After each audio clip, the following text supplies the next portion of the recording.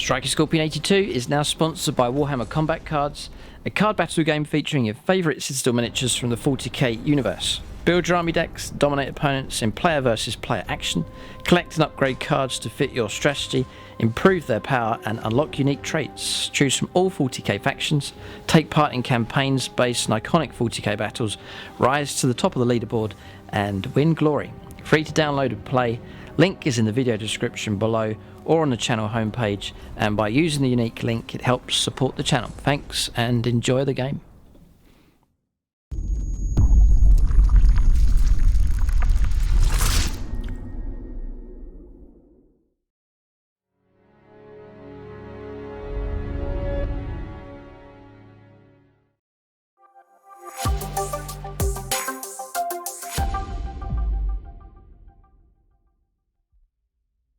Right, welcome to this retro review. We've already taken a look at Rogue Trader First Edition of Warhammer 40,000. If you haven't seen that video, check it out.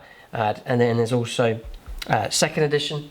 It has been reviewed, like a retro review, a chance to go back and take a look at these older publications. Chance to see inside here. It's not as many people have access to the older editions. So in these videos, it's a chance to go for a full flick through and to take a look at these previous editions of Warhammer 40,000. So this is third edition that we're going to take a look at here. So it comes in a hardback sleeve, but it's actually a soft cover publication. We'll take a look at that in just a moment.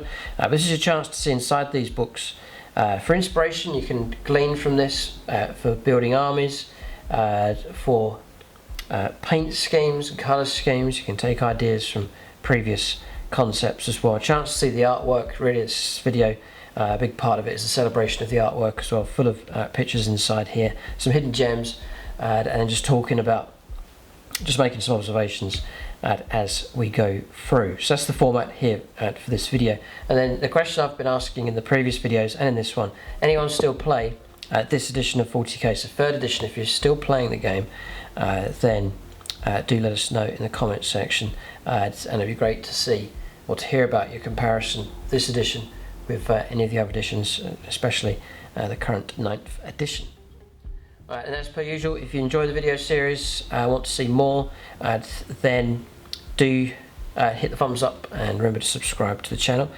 Shout out to James, he's lent me these books. He's gone and purchased all of the editions of 40k, so it's a big thanks to him. He has done reviews of these over on his own channel as well, and you can check him out for a lot of battle reports now. He's doing a lot of narrative stuff and some great games there now on James's channel. So link for him is in the video description below. So I'll read a little bit of background information just to give you an idea of what's going on here when third edition came out. So this is coming from Warhammer 40k lexicanum.com, so credit to them just for the brief introduction to third edition. So it's published in October 1998, so that's the time scale that we're looking at here, and it was released as a black and white softback book, obviously with a hardcover sleeve. This book also introduces a new logo for Warhammer 40,000, so this is the one that we'll be familiar with. It's stretched across into various editions. You can see this one's got a green tinge to it. That was later toned down and taken out of future logos, but the structure of that logo that you see there has remained in place for a good while, and then 9th edition being replaced by a more modern version of that. So it's taking a darker colour theme to that of second edition's brighter colour scheme.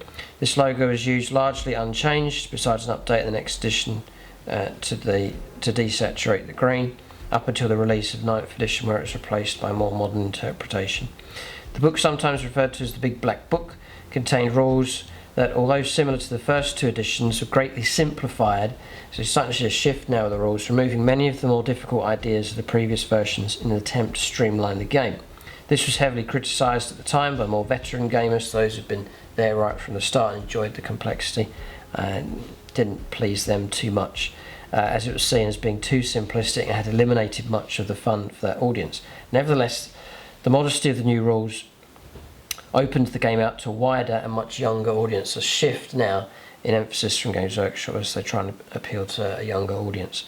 The book itself was written from a much more imperiocentric point of view, so that reading it from an imperial point of view, a lot of information background fluff from them, and contained large quantities of information on the basic structure of the Imperium, from imperial planetary classifications to imperial dating system and more. It also departed from the previous edition in its much more pessimistic outlook, appearing much more grim and dark than it had previously. So appealing to a younger audience, but darkening the tone of the book, which is interesting, how the Games Workshop started to lean more in that direction. Lines between good and evil were blurred to the point where they're almost unrecognisable. In addition, it contained background for many armies, as well as simplistic pre-Codex army lists for Space Marines, Dark Eldar, Drukhari, Tyranids, Eldar, Chaos Space Marines, Imperial Guard and Orcs, as well as a small Sisters of Battle list of various heroes of the Imperium, such as Confessors and Preachers. These lists were succeeded by the various codexes that were released subsequent to the rulebook. The cover illustrations by John Blanche depicts the Black Templars chapter, and the 3rd edition rulebook was succeeded in August 2004 with the release of Warhammer 40,000 4th edition. So that gives you just a bit of background information on this 3rd edition of 40k. So we'll get stuck in. This gives you a good sort of background on the book. So that's your hardcover there, and then a bit of introduction just here. So I don't think I was, let me think now. My first introduction to Warhammer 40k was with friends. They did have Rogue Trader. No, they didn't. They had 2nd edition. So it's 2nd edition where I started. I missed Rogue Trader and got stuck in at 2nd edition. That was with the 3 smaller books. I think I was still playing, but maybe fading out as this one came along. I think I remember this edition though, with the gamers playing against friends. So I ran Blood Angels, very much enjoyed collecting those. My friend had Eldar, and then his brother had Chaos Space Marines, and so we used to combine our games together. Nothing like the structure now. It was just a case of bringing all of our models. We couldn't bear to leave any models out of games, and so we just threw everything that we had onto the table and enjoyed customizing and building terrain and just playing games through no particular mission, just lining the models up and playing against each other. So that's the cover. And I guess it doesn't matter. That's the thing, is that as long as you're having fun, then that is the most important thing. Our games were not, maybe played a little bit of missions and stuff going on, but they weren't particularly serious. We were only sort of young teens at the time, and so we just enjoyed lining up the models and getting to use them in games, and enjoyed close combat and getting models stuck in and fighting and heroes battling it out and so on. So open it up. There's some colour here. Much of it's in black and white, but there is some colour on the inside page here. So just giving you a spread of different setups going on. So you've got Tyranids versus Eldar across here. Drukhari, a very small little skirmish here. Drukhari and Sisters of Battle. And then here you've got Ravenwing taking on Chaos Space Marines. I can zoom in a little bit to show you. And then a lovely piece of terrain here with this bog and all these barrels and things floating in it, and this green landscape with some parched, burnt out areas to it. Really nice piece of terrain that. Always really, it was I remember part of growing up with 40k, I was really admiring the 40k terrain setups that you often saw in White Dwarf. But this is Ashram Atarum here. Ogrins, old sculpts on square bases. Catachans here, 1, 2. Cadians, early sculpts of those with the red and the green. Chimera, no, this is a Hellhound here. Still use those models. Our Apocalypse battles. The old version of the Russ, which I've got a few of those, we're still using our Apocalypse games. Now, what's interesting, it's a bit of something to point out. All this stuff's discontinued and replaced. All of this stuff. All of this stuff's discontinued. All of the Tyranid stuff has been replaced. Gargoyles and new sculpts, Biovores, Tyrant, Hive Tyrant, Carnifexes, Termagants, Hormagaunts, Termagants, all replaced. Eldar. Yeah, a lot of these models are still in use. Just shows you the age of them. You've got Falcon here, which is still current. Fire Prism's been redone, I believe. Vipers still in use.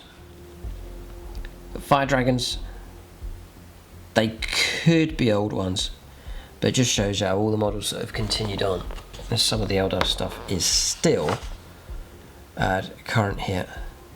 Desperately need a resculpt. So we'll zoom back out, just introducing you to the 40k Galaxy, and there's this introduction, a couple of paragraphs that's in all of the editions so far. So this is best wishes here from Rick Priestley, heavily involved in its production. It's the Eternity Gate it begins with here, some of these fantastic early illustrations. More here, very grimdark, very atmospheric drawings. Famous pictures now. Warhammer 40,000, there's your Custodes. Crazy, look at the axe, the proportions of it, ridiculous. The throne room. Adore the immortal emperor, admire the immortal emperor, exalt the immortal emperor, and there's a picture of him just there. There's your contents for the book. So we'll go through rules first of all, then fluff. It's the Age of the Imperium, the battles book, that's your scenarios, and you've got army lists here at the back as well. So a bit of a flip. Usually the fluff comes first, but this way around it's the rules first of all. So introducing you to the game. This is the Dark Angels fighting away here. You can see why it's referred to as the Black Book, lots of black and white stuff. The dark tone that it's taken compared to previous editions.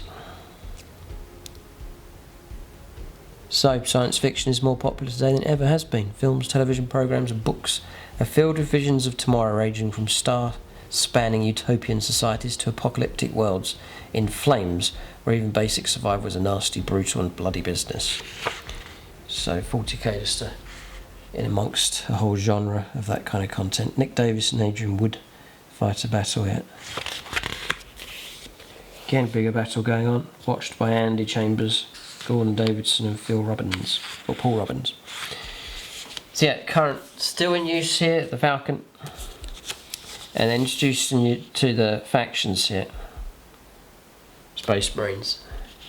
It's one of the plastic models. Drakari, Dark Elder. Which were, I'm sorry, some people may like them, but they're just horrific sculpts, those ones. You got the Gene Stealers just there. Remember painting up some of those. Sisters of Battle. The Orc Slugger Boys.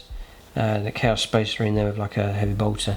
And you got your Ice Warriors. I remember I was collecting, or getting the White Dwarf magazines as Games Workshop gradually released each of the regiments. It was a real highlight of the month to read the new articles, read the background story, and then see each of these regiments introduced. It was a fantastic time. Almost a repeat of that would be amazing for Games Workshop to re-release all the regiments. But they've made a step in the right direction in that regard.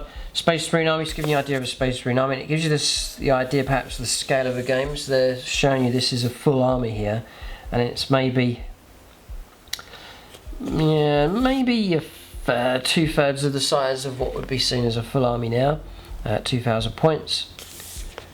There's your earlier concept Razorback with laser cannon, it looks like double plasma gun on that one. I do like the old Razorbacks, one of the old Rhinos.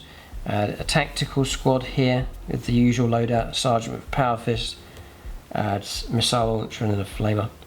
In that squad we've got a command squad just here, an apothecary, tech marine, banner, a lot of familiar stuff, bikers, squad of terminators, assault marines, just a squad of 5, dreadnought over there and a chaplain.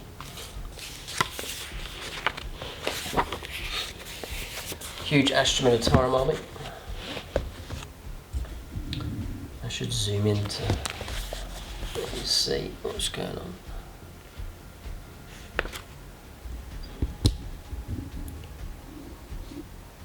There we are. So Astra Militarum. Those are the glorious days. I used to love seeing large guard armies together. There were some brilliant battle reports in White Dwarf. You've got Talon Desert Raiders across here. This is the variety that the guard could have. You've got those commandos with the red berets just tucked in there. You've got regular Cadian squads running along the back.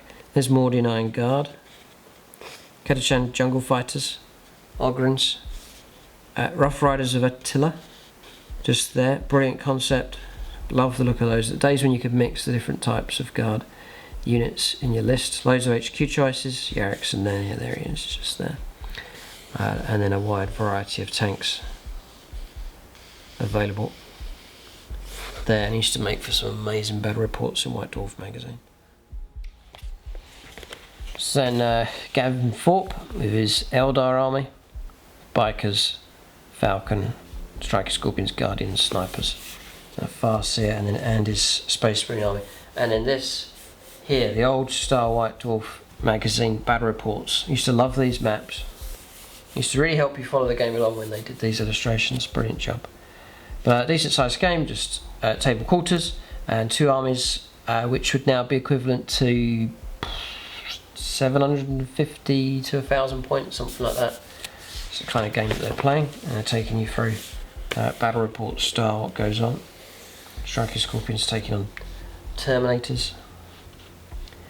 A simpler time perhaps. There is so much variety and things available now, but yeah, this is just a classic Games Workshop or 40k battle here. It's 2 medium-sized armies. Just a different feel about it. Very nostalgic. Guardians taking on the Space Marines. So then collecting an army. So you got your mixture back in this kind of time. You're looking at a mixture of plastic kits, metal kits, and then sometimes combinations of plastic and metal. So you can see the Space Marines here. Looks like metal heads. Plastic torsos, shoulder pads, backpacks, and some models in metal. So sometimes it was that combination of the 2 materials being used. And some of the units that are available, Classic Lean Russ, that did stand the test of time. It's been used for a long time. Elder Guardians, Chaos Space Marines, Orc Boys, a vicious mob of orcs, it says here, and then there's a Baden model as well. Takes you through your painting, different stages for painting models. Still running the common green trim and painting the base and the sand, painting the sand and highlighting it and doing it that way. This one's got a flock put on top, showing you how to do it just there. Then your accessories that are available, paints, remember those turn screw paints just there, brushes, spray, glues.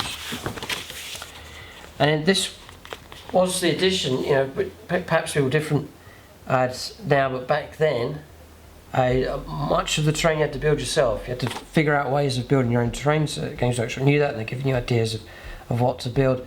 But yeah, there was some model terrain. So you've got some of it just here. It was like a plastic and card combination. I think it was an Imperial Firebase, something like that. Remember when Games Workshop released a couple of, they did a Firebase and a Bastion. I bought both of those.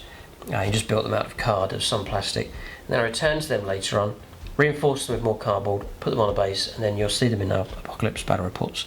That's some of the old retro terrain that was available from Games Workshop. But part of the hobby and part of the skill set that you began to develop was not just building and painting models, but building and painting terrain as well, and figuring out ways of using materials.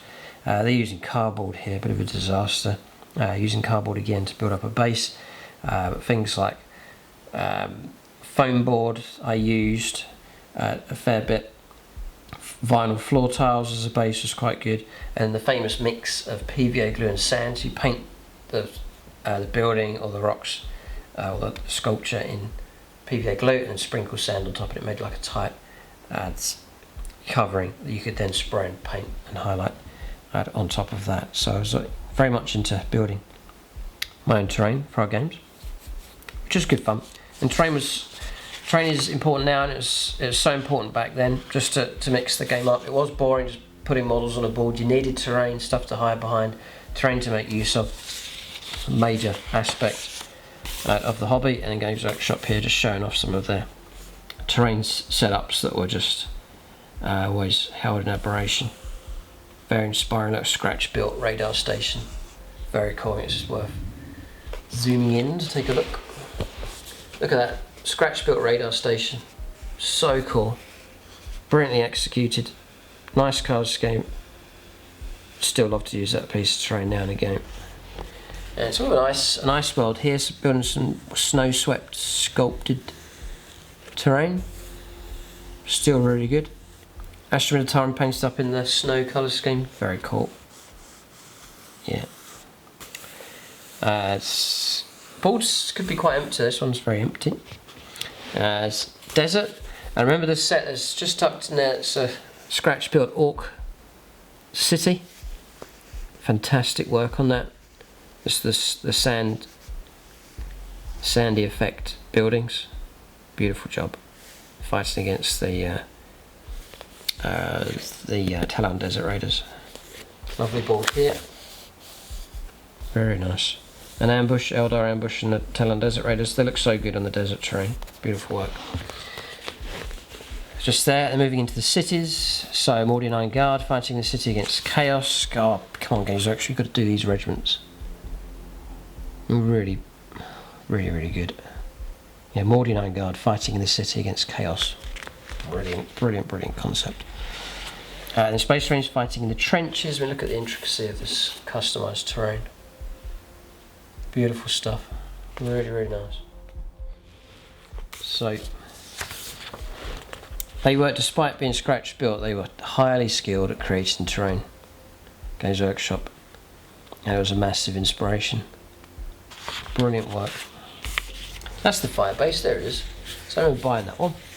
And then just sort of resprayed it and did it all in grey and put a base on it and so on. Reinforced some of the more flimsy cardboard. And we still use that terrain in our games. You'll see it in our Apocalypse battles. But Tyranids here rushing in against the Blood Angels in this case. That's the army that I remember collecting. There's the Dreadnought, brilliant model. Tactical Marines, remember getting that tactical squad. And painting it up. Moving on. Yeah, Space Marines fighting away against the Drukhari by the looks of it. The Dark Elder. So basic rules, what you'll need, some people playing on a table with just a cloth and a bit of terrain. Dice rolls. Characteristics. So your characteristics table was weapon skill, ballistic skill, don't know where movement's gone. Weapon skill, ballistic skill, and then strength, toughness, wounds, initiative, which is a concept that's gone now, but really it's just chargers fight first. Back then it was initiatives, didn't matter who charged, whoever had the highest initiative went first, so high initiative would be things like Tyranids, Eldar, and so on. Low initiative would be things like Astra Militarum, and attacks, leadership, and then saves, so it's quite familiar. Different types of units, talking about cavalry, bikes, and so on. The turn, which is movement, shooting, close assault. Okay. Then your movement phase, moving your units, choose a unit to move, and you can move up to its maximum distance, then you choose another unit. Warriors on foot move 6 inches, and then it will tell you some other classifications later on. Unit coherency is still a thing, obviously, so you've got keeping your 2-inch coherency across the board. Terrain, classifying terrain, terrain effects through here. Gives you an effect, there's an effect table just there. And on shooting phase, it is quite simplistic here, you're moving through the rules quite quickly. It's talking about line of sight. What can see and be seen. Checking your range, measuring your ranges. Roll to hit, as per usual. Your damage chart you run on. Just here, so you took the strength of the weapon, compared it to the toughness, and that gave you the result that you needed. That's been simplified even more for 9th edition, but that's how that worked. You get an idea on armour saves. Terminator armour 2+ saves, Space Marine 3+, Imperial Guard 5+, doing very similar stuff. Aspect armour for Eldar was 4+, Mesh armour like on Guardians was 5+, Orcs 6+, nothing's really changed here. Orc heavy armour 4+, Mega armour 2+, Dark Elder Incubi armour 3+, and Tyranid Warrior Carapaces are 5+. All quite familiar. There's your background story on some of the armour. Space Marines, Terminators, Guard, and Eldar Mesh. Morale checks from enemy firepower. Creatures of more than a wound. Rules for instant death. Yeah, so this is an old rule. I think it was quite a good rule, but a Space Marine commander is toughness 4 and has 2 wounds. He's got a lot more than that now. Normally he could survive being wounded twice before being removed as a casualty. However, if he were to have the misfortune of being hit by a crack missile strength 8, normally used at knocking out battle tanks, he would become a casualty immediately because the missile's strength is double his toughness and he just isn't that tough. So you'd instantly die. If it's double your strength or more, then if you fail to save, you're dead. No matter how many wounds you have left. So then you had an AP, yeah, so you had an AP value when you're shooting. So the way that worked was a bolt gun was AP value of 5. So if something had a 5 up save or worse, it just killed you. There's no minuses involved. You match up the AP. So things like Lascan AP2, so as a Terminator killer. Heavy bolters AP of 4, so you can take on the heavier targets. If your armor value was stronger, so say you had a 3 up armor save and you hit by heavy bolter, you'd still get your full 3 up armor save. So that's the way AP worked back then. So different way of doing it. I suppose most of my 40k games were down the AP route until that got changed. So then for cover, you got a save and throw from the cover. So for trenches, gun pits, bunkers and so on, you got a 4+ save. Bushes and high grass 6 up. Crates and barrels 5+, so that's the way that worked. And just there. So if you're Astromin time hiding behind terrain, you get a 5+ armor save. You get hit by bolters, AP5, that would kill you, but then because you've got terrain, you get the armor save from the terrain, or the cover save. Talking about weapons, flame weapons, blast weapons. This is when you're rolling, I'll maybe read this a little bit. Here's the way blast used to work. Blasters, there's no templates now, which is kind of a good move, but there was like a realistic element to the blast weaponry in previous editions. So blast weapons fire shells and so on. Models partially covered are hit on a d6 roll of a 4 or more. So you put your blasts down wherever it lands. It's a half covered model, you'd hit it on a 4+, you'd have to roll for it. Models completely covered are hit automatically. Defending players to remove any casualties inflicted from the models directly beneath the blaster marker. Unscrupulous players may be tempted to use blast weapons to pick off leaders and heavy weapons in an unrealistic fashion. To prevent this, the following rule applies.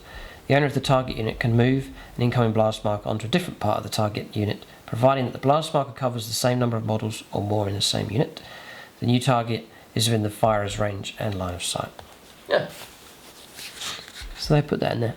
I don't think ever used that rule. just discovered it a bit late. Flame weapons. Heavy weapons, assault weapons, pistol, rapid fire. It's all quite familiar terms. You got barrage as well, which was a succession of blast markers as well. Weapons table. Mortars, plasma, ripper guns. Yeah, all quite familiar stuff. A fusion gun, no strength 6 back then. And the weapon types from the 41st millennium. If you recognise most of these, your classic melter, assault cannon, las weaponry, bolters, plasma. So then you're on the assault phase. Who strikes first, which is based on your initiative. Number of attacks. You've got 2 weapons, you get an extra attack. If you charge, you've got an extra attack incentive to get stuck in first. The usual, same kind of chart for your hit rolls and your wound rolls. And then special close combat attacks. Frag grenades, yeah, you threw your grenades. They counted as using those as you charge in to try and disrupt the opponent and get into fight first. So Marines equipped with frag grenades, that's a good advantage to have. Power weapons. A model armed with a power weapon ignores armor saves. Nice. Close combat weapons, power fists and claws. Monstrous creatures. Their attacks ignore armor saves as well. Quite straightforward. Results from close combat and then loser checks morale. Winners, advancing and consolidating, so those things are added in. Sweeping, advance, partial contact. Victors can move up to 2d6, followed or forward directly after their withdrawing enemy. Shooting into close combat, multiple combats. Then on to morale, fallback rules, taking morale tests. And that's where you had to work out 25% or more for casualties. Crossfire rule, regrouping. So if you're at least 50% of its original strength remaining, there's no enemy unit within 6 inches, and the unit is coherent, then you can try and regroup. Characters. Vehicles. So this was the old way of running vehicles, which was your different armour values. So for example, Lim Russ, front armour of 14, side armour of 12, rear armour of 10. So there was an advantage to sneaking around the sides and to try and get around the back for the weaker armour, so your lower caliber weapons would stand a chance of doing damage, or your higher caliber weapons would easily break through the armour, so it's going straight through the front. It was a good concept, I think it worked alright, and some targets are very tough from the front. Land Raiders, Lim Russes for example, tough targets for sure, and so you had to, often with more nimble armies, figure out ways of getting around behind to ambush those kind of vehicles. So, different types of vehicles that are available: fast, open top, skimmers, walkers, and tanks. Talk about vehicle movement. And transportation, carrying troops. Vehicle shooting, showing you line of sight concepts. The battle cannon was range 72, strength 8, and AP of 3. There's an ordnance weapon and blast. To give you an idea. Shooting at vehicles. So the way it works then, once a hit has been scored on a vehicle, you roll a d6 and add the weapon's strength characteristic to it. Then compare the total to the armour value. So a battle cannon strength 8 plus d6, so you'd be looking at scoring between 9 and 14. So you can imagine armour 14, very tough. I mean, you need to roll a 6 doing any kind of damage. If the total is less than the armour value, the shot bounces off, nice and straightforward. If it's equal to, then it's a glancing hit. And if the total is greater than the vehicle's armour value, then it is a penetrating hit. So that's the way it works. Pretty simple really, just you learn your armour values, and then it's the strength of the weapon plus a d6 to try and break through. So that's the way it works. So for example, if I was running warp spiders, as I would try and ambush around behind a vehicle from the front of a vehicle, the best score you get is 12, the armour's 14, so you could never be guaranteed not to do anything. If you get around to the rear armour of 10, then 6 plus 4 would give you that glancing hit, and then 5s and 6s would be penetrating hits. So with tons of shots you could really break through the armour if you're able to get around to the rear armour location. So now, just to give you an idea, we'll have a look at some of these values in a minute. Damage rolls then. So this is for glancing hits. Then your in roll, so it's strength plus d6 equals armour value. Then you then roll a dice. 1 or 2, the crew shaken. The vehicle may not shoot next turn, so that was pretty handy. 3 was crew was stunned. You can't shoot or move. Immobilised. Then you're stuck the rest of the game. It's a deadly result. Armament destroyed on a 5. So one of the chosen by the attacker is destroyed. So you say, oh yeah, destroy the battle cannon. And then 6, vehicle destroyed. So if you got a 6, then you could do it. Penetrating hit, crew stunned on a 1, immobilised on a 2, so you really were in serious trouble. Armament destroyed on a 3, vehicle destroyed on a 4, vehicle destroyed, and the explosion slews the wreck d6 in a direction determined by rolling the scattered dice. So, and then the vehicle destroyed. You've got a d6 radius, like an explosion taking place. So penetrating hits were deadly, you were in serious trouble. Then ordnance results: stunned, immobilised, armament, vehicle destroyed, and vehicle annihilated. That's a guaranteed 6-inch radius with that. So just fair enough, nice and straightforward. And you could, in games, remember, you could just learn these off by heart. It's easy. Just you knew what a 4 was, you knew what a 5 was here. It was quite straightforward to pick up. So armour values then. Land Raider was 14 all round, so you really needed the heavy guns to take it out. You couldn't ambush it. Liam Russ 14, front, side 12, rear 10. Everything's rear 10 here apart from the Land Raider. The Chimera front armor was like a 12, side armor was only 10. Rhino was 11, 11 and 10. Predator was 13 at the front, which was pretty tough. Side armor of 11, rear 10. Land Speeder was 10 all round. Dreadnought 12, 12 and 10, it's tough enough. War Buggy 10 all the way around. Falcon Grav Tank 12 and 12. Wave Serpent 14, 14 and 10. And then a Viper was 10 all round. You're crazy. 14 on a Wave Serpent. So hull down, remember this one. Vehicles do not gain benefits from cover in the same way as infantry. However, vehicles can move into protected positions and use terrain to mask their more vulnerable parts in the following way. Any vehicle that is behind a cover, like a wall, the crest of a hill, and so on, is considered to be hull down. A hull down vehicle is trying to keep itself out of line of fire as much as possible, so it counts as all penetrating hits as glancing hits instead. Oh, so it's a pretty big incentive to go hull down on vehicles. Nice. Then vehicles in assault.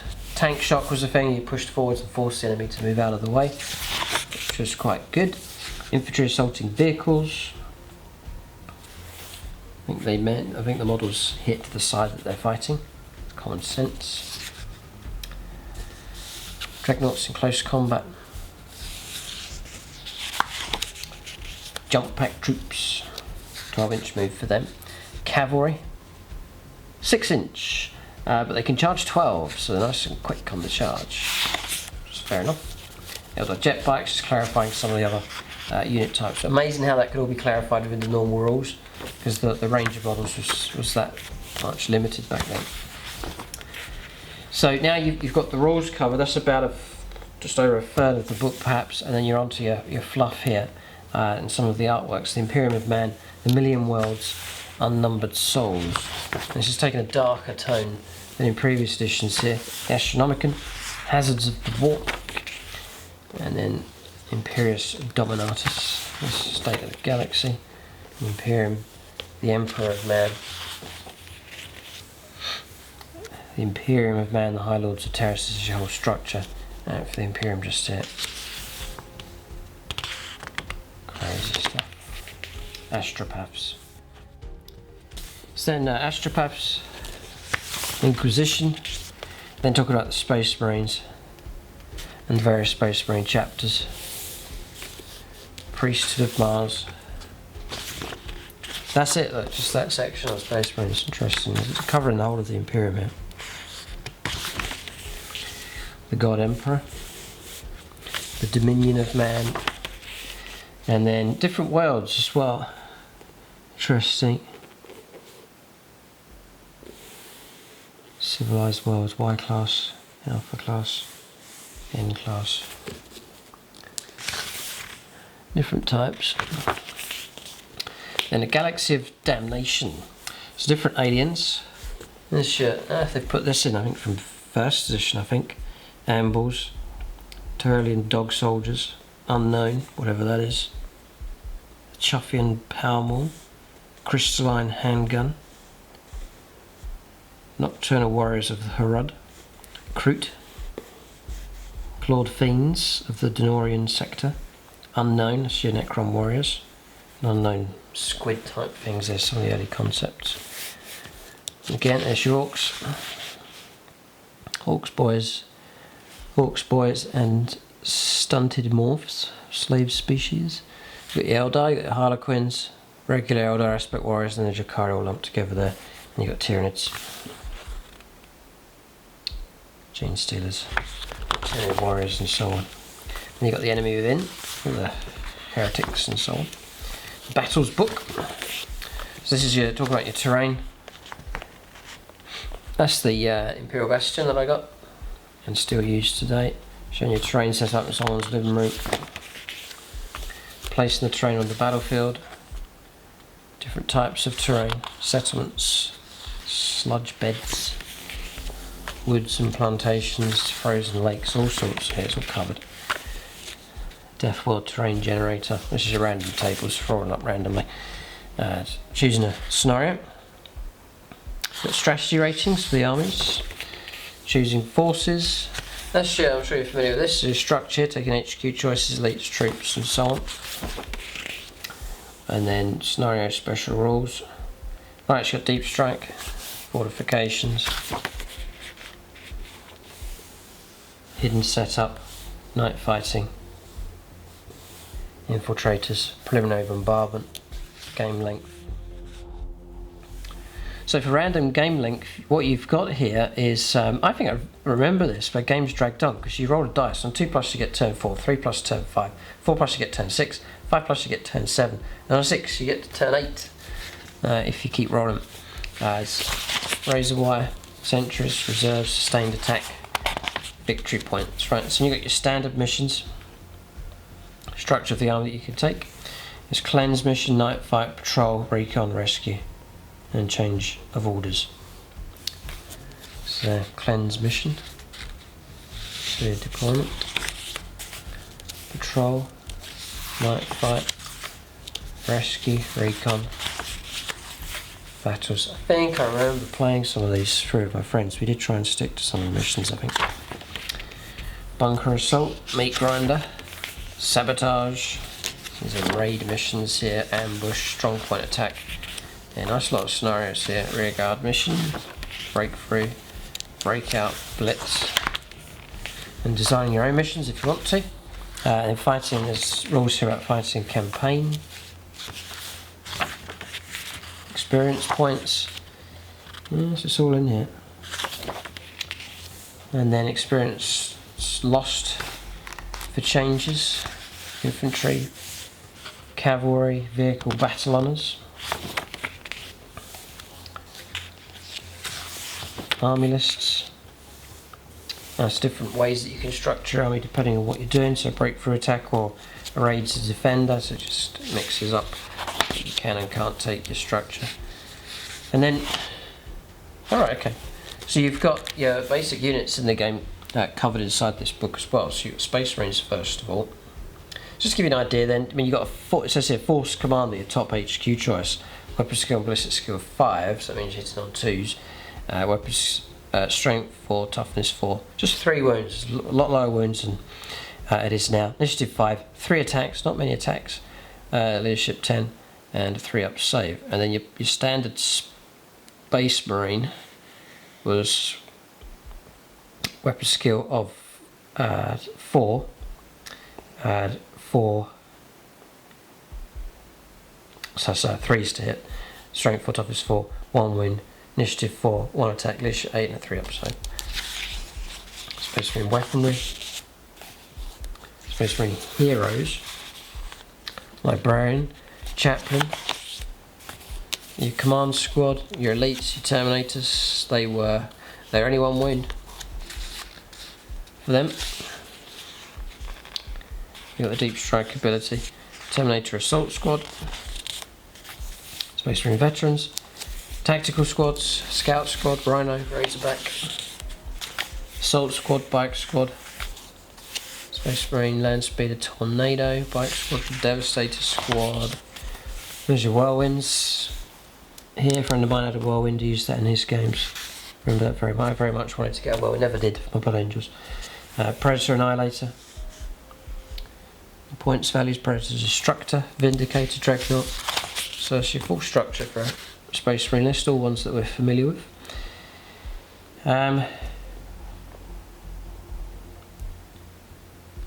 Yeah, so it's just looking at the there's some customizations that you can make for the different chapters. So it made it easier put jump packs on units, say for Blood Angels for example.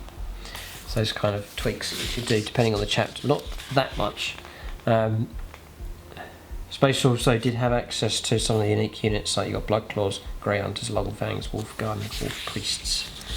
Then you got Drakari next, Dark Elder, Archon, a Drakon, a sub commander, Dark Elder Warrior, Incubus, Homunculus, Mandrakes,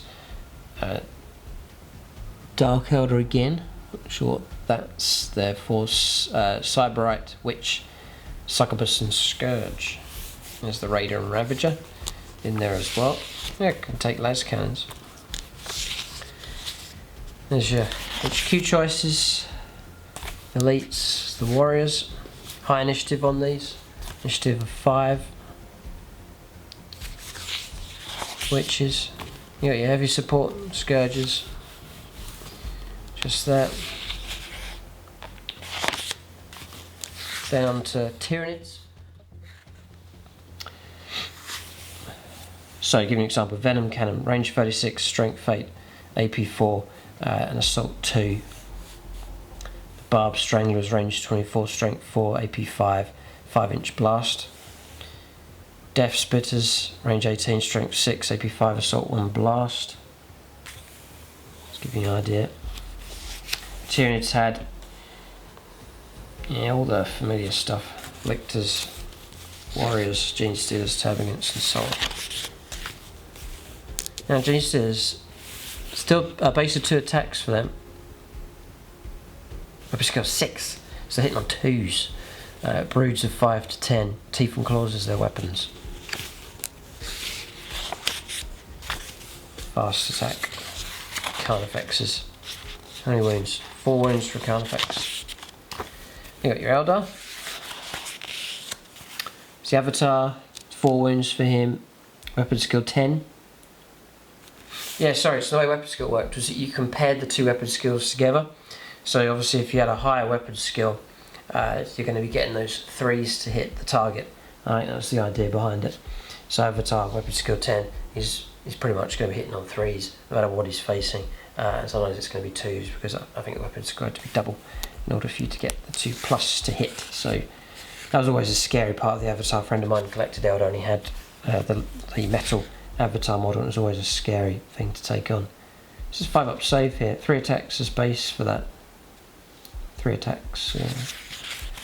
Okay, Eldar weaponry. There's the Avatar. So he's fearless. It's a character. It's a monstrous creature. It's roll 2d6 for armor penetration, ignore armor saves, and invulnerable. The Avatar is an unnatural creature and is very difficult to destroy. He is treated as being invulnerable and therefore may take an armor save against any and all wounds he takes, even those that normally would pierce his armour or that allow no save to be made.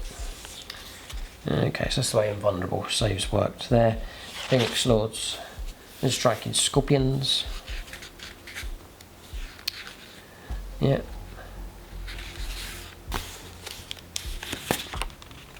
So Fire Dragons, Guardians.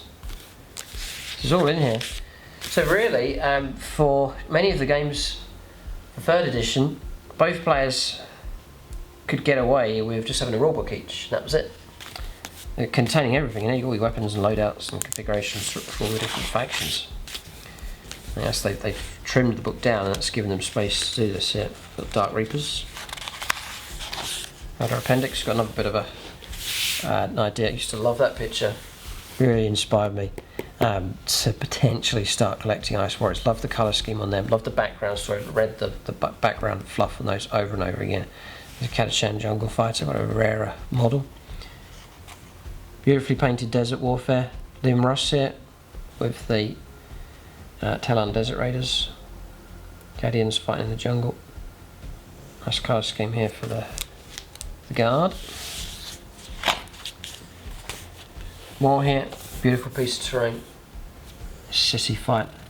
There they are, Rough Riders. Attilan Rough Riders. Fantastic concept. There's the Mordenine Guard. Another one. We're a celebration of the Guard regiments here. Games Workshop really showing these off. There's the Commissar, James still runs him in some of his lists. There's the Valhallans, Talon Desert Raiders. But the Guard, the Mordenine Guard looks so cool, fighting in the urban setting. Beautiful stuff. There's the Ice Warriors, fighting in the snow. Space Marines. There's Mephiston, the old model. There's the Death Company, part lead, part plastic. As I had those, at about a unit of 10 of them. Scouts here fighting away against Chaos Space Marines. There's Commander Dante coming across. There's the Hellhound, or the Whirlwind.